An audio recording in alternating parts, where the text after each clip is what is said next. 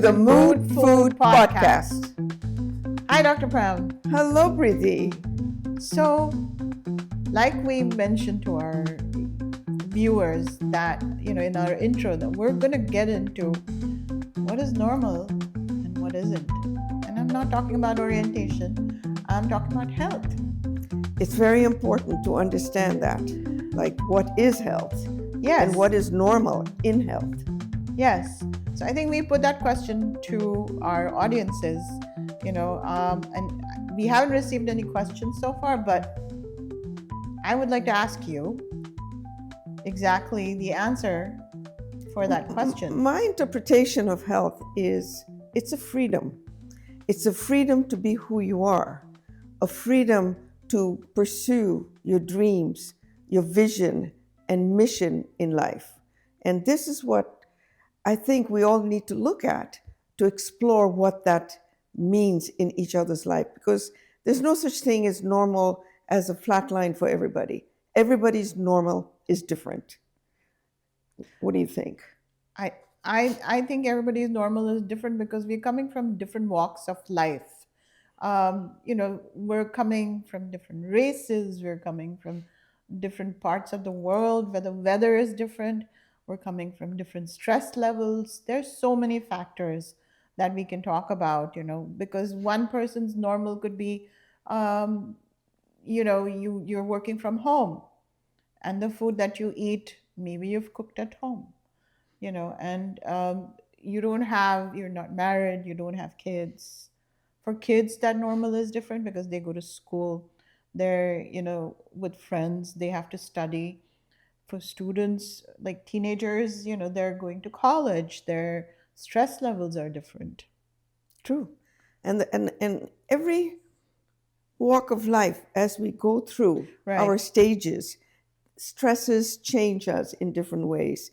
It changes how we digest, how we assimilate, how we eliminate the foods or end products of these foods. So I think let's do this, right, for our audiences. Let's take them through a life cycle of a human being, whether it's male or female, but men and women in general. So let's start in infancy. What does health look like when you're an infant? Well, I like to start with birth. Okay. Because I'm hoping that mom has a good nutrition during her pregnancy. Right. And at birth having... So wait. So let's just dial it back even some more. We talked about infancy. How about pregnancy? Very important. It's very important to have good nutrition, good rest, good mindset while you're pregnant, because it does affect the unborn, the fetus or the baby. Right. Mm-hmm. Right. So I can tell you in Indian traditions, a mother-in-law or a mother, will kind of tell her daughter or daughter-in-law, keep the stress down. They make special foods for them. They make sure they rest enough.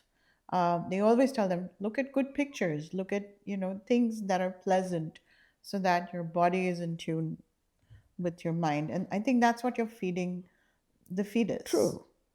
Is that correct? That is very true, because all those emotions, all those feelings, all the nutrients go through the placenta to the baby, and it organizes the baby to be born, to start life going forward in a healthy way. So once they're in the world, what does health look like for an infant?